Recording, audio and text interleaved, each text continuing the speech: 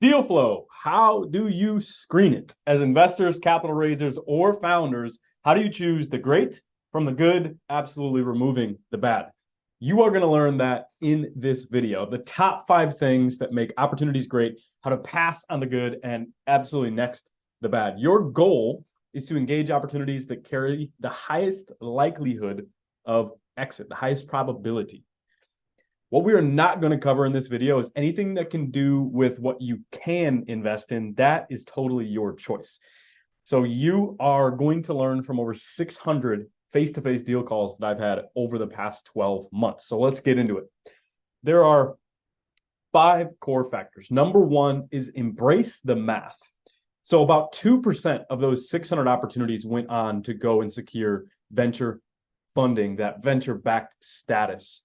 So the first thing to know is embrace that number and know that your supply of time or money is limited, and how you use your supply determines if that supply increases. So if you're a deal maker, respect and appreciate the dollars in that you have to invest into that, or the time that you have to invest into that. Or if you're an investor, realize that you are making a commitment, same with a founder, likely for the next 7 to 10 years. It should be thinking on that time scale so that not only are you only going to find 1 to 2% of opportunities that are game changers, but on top of that, you are going to commit a serious amount of time into that. And that amount of time you're going to invest is limited. So if you are in a place of excellent demand and your supply is limited, you realize that you're in control. So the next thing is number 2, identify very accurately, as best as you can, who your best fit is. So if you are an investor who can provide a ton of value when it comes to go-to market, and you find a highly technical opportunity where it matches the specific criteria, and maybe they need additional help in that go-to market area, and you can provide a ton of value there, that's a great place to start to look.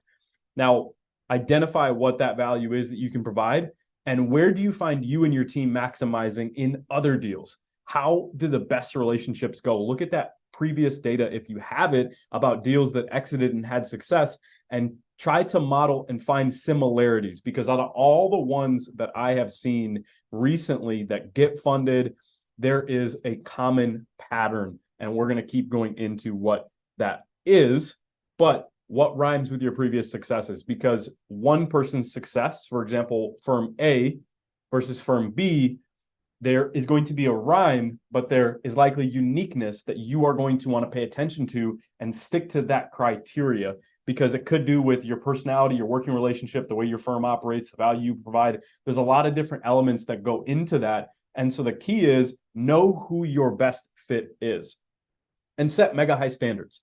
This is one of the places where you want to set the highest possible standards, because the rewards, if you get it, are massive. And if you get it wrong, it sucks. It's terrible. So you want to make sure that you're focusing and setting enormously high standards, because they're going to go far.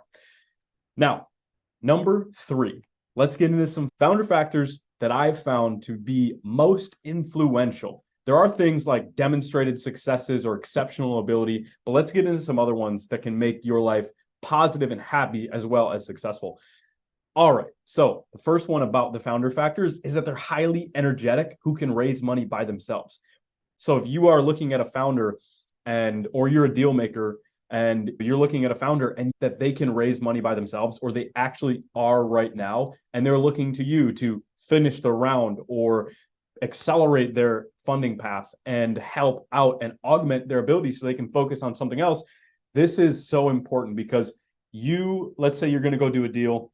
We'll speak from the investor standpoint. You want that founder to come in and impress your team, to impress the other investors that you're connected with. And then that if they have that trait and the ability where they could raise money all by themselves, then you know that they have that unique ability that is very hard to find. So in fact, I think it's one of the hardest to find is that skill and ability, and realize they're going to sell like that. They're going to relate like that. They're going to lead their team like that. And you want those highly energetic people who are just fun and positive to be around, that will impress everybody, make you look good, which is along the way to the journey and the exit. That is important, that you feel good and that you look good. We'll get more into that along the way. So other founder factors, that they're well prepared and make a routine habit of over delivering. So if you see that they come in and their pitch deck is ready and they're ready to go, they're in the zone, and when you see their data room, it's well organized and they just have things together, and you ask them for one thing and they actually show you, they give you double that you were looking for, that's a pattern. Now, this is something that's important to identify, things like this that are consistent traits that are going to show up in other areas. So these are the, through that perspective and lens that you can see, you want to see those consistent patterns. The next is that you learn from them in your time together. So as you can see, this is the next one where they're going to relate to others like that. If they're providing insights, they're going to do the same thing to their customers, and their customers are going to say, wow, I never thought about it that way. This is really exciting. Let's do this. And you want to feel that way too. And then, of course, there's reciprocation, where they are open-minded and they have a teachability index, as we call it, the ability to learn. Their teachability index is high. They're willing to change things. They're willing to learn if someone has better expertise and pay attention. Even if someone may be a new employee on their team, they treat them very well and they learn from them, because that is how entrepreneurship works. You're iterating all the time. You're learning. You're forming a hypothesis, right? In the investment world, it's called your thesis. You have your thesis and you stick to the core, but then along the way, you're going to learn and you want to adapt to that. And you're also going to be adapting to the market. So you want to learn from them in your time together. All right, next one here for founder factors. They go all out with you and are highly financially productive. So that last part is really important, because there are people who put in enormous amount of hours, but they're not doing the right thinking. And the other one is they're not going all out and you're going all out trying to make it work or get it there. And that's a place you absolutely don't want to be in.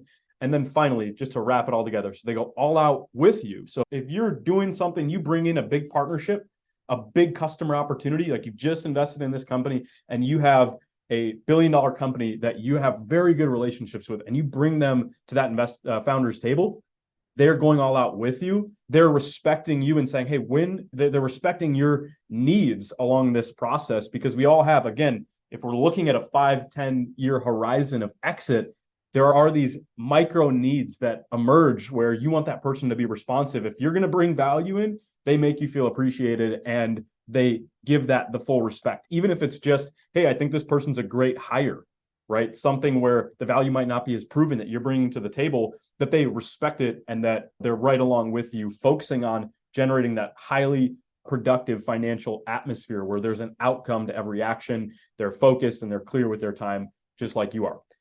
Now, final one here for founder factors. We're going deep in here because that's an important one, but find people that you really enjoy being around them, because they attract strong talent, great investors, awesome customers, and then the relationships are good. And when the relationships are good and the next factor, which we're going to get into, is good, you're going to have a higher probability of success, which is the best thing that we can do.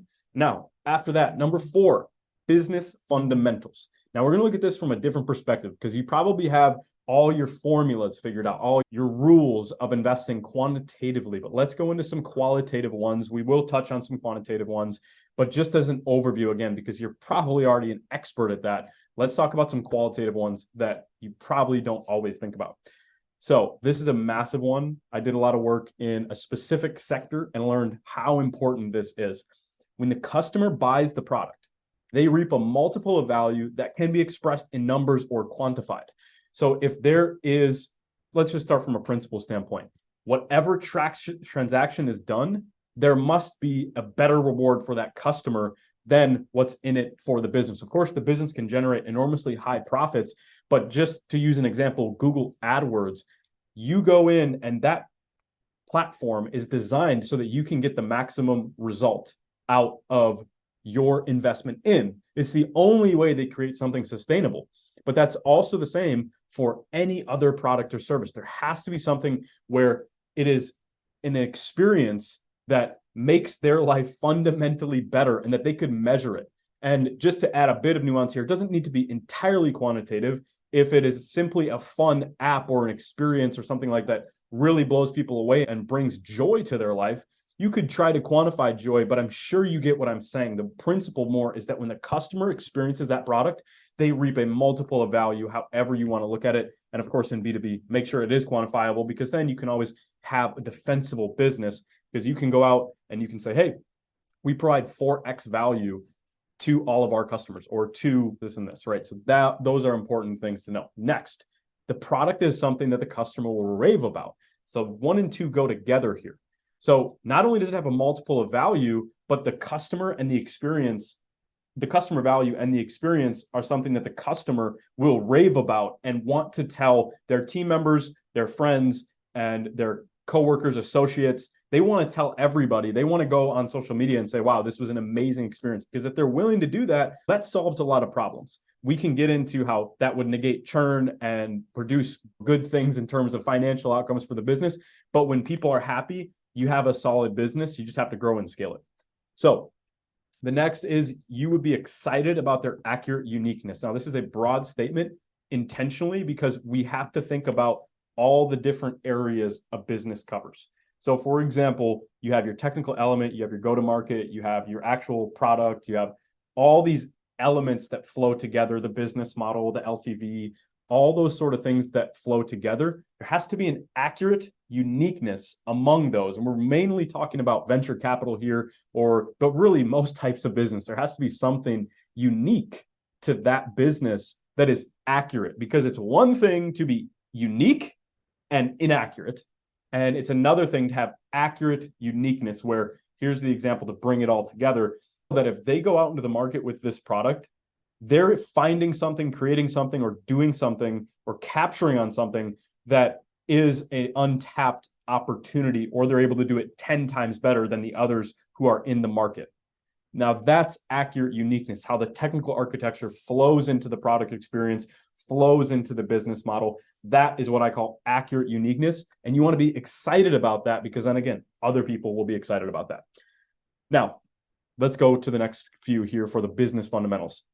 The numbers are well thought out. So over here in our business model, there is a real tangibility to the scalability of this opportunity. People can see that there is a path to you getting a return potential, and that there's a foundation there, some margin of safety, some leeway, some understanding that there might be fluctuations, things along the way, but the foundations of those numbers are good.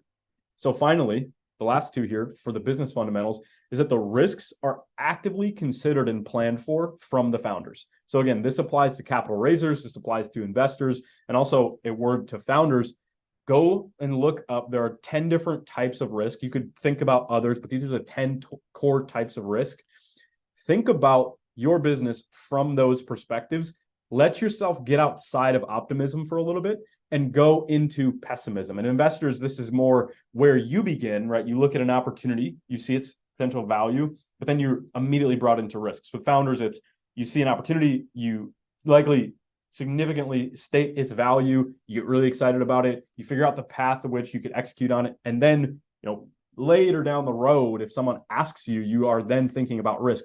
You want these risks to be actively considered and planned for. And in fact, one key note is that a good thing to go with some of the stuff we'll talk about a little bit later, actually next, in terms of organization, is that they have they've kept track of the questions that they've received and how they answer them, because different investors have different perspectives. Someone could have a technical, another person an operational, another person a financial.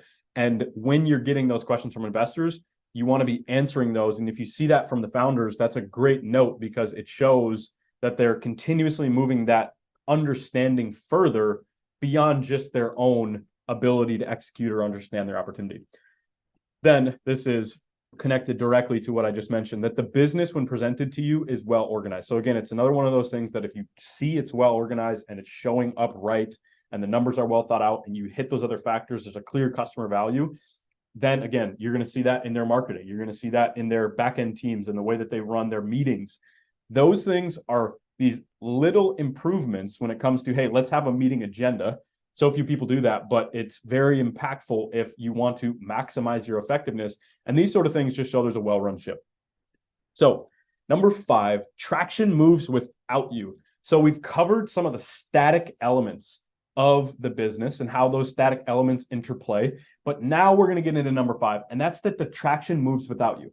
So if you are a founder, you don't want to go into an investor call and say, yeah, this actually wouldn't work if you didn't invest, or yeah, we're just waiting for the money to come in, or you think these are obvious things, but there has to be a level and an undercurrent, I call it, in the business, in the way that the founder is thinking and acting, that results in other people being really excited and taking action, absent of an influx of capital. So there's customers, partners, investors. You could see all different things along that spectrum and beyond, employees to add to that, that are going to be showing up in that business, whether you invest the capital or not. Well, you're even thinking about investing the capital, the best thing you can start to see is, boom, they just closed a big partnership that just increased the value, and they're not going to be increasing their valuation if it was very significant, right?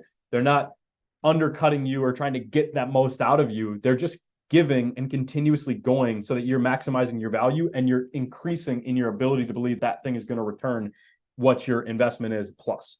And why this is important is because that is what will make investors close, customers to buy, and partnerships to flourish, is when traction moves absent of any input in the business, because it shows that the driving force is action, and that the additional things that come in, capital, partner, support, employees, are elevating that. If you don't see that undercurrent, and they might just not be reporting it, so you may have to ask, but ideally you want there to be a very clear communication flow.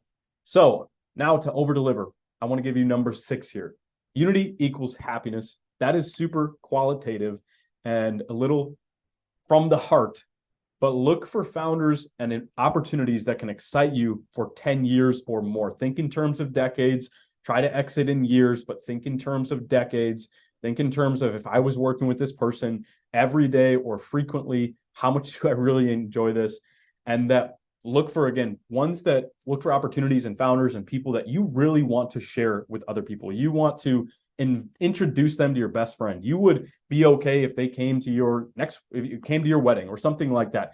Doesn't have to be to that degree. I'm going a bit far there, but you get the point. They just have a good energy and a good spirit about them, that you're happy, whether they are your top 1% return, or maybe they're in the top 25%, or maybe they just give their best, right? You want there to be a positive experience, a positive person behind that you enjoy working with, and really just believe in what they're doing. So if you have a full-hearted faith in what they're doing and a belief, then it's down to how your fund is sorted out, what sort of risks you can take, and be willing to take those bets. Just like the initial investment for Canva was without even a developer. There was no developer. There was Melanie was her name. She was going out to raise the money. There was nothing built. She just had an idea based off all her experience, and now it's a tens of billions, a deca unicorn company. There are those experiences. So be open-minded, and you're going to maximize your outcome. So how do you screen deal flow? Through all those factors. So I will see you in the next video.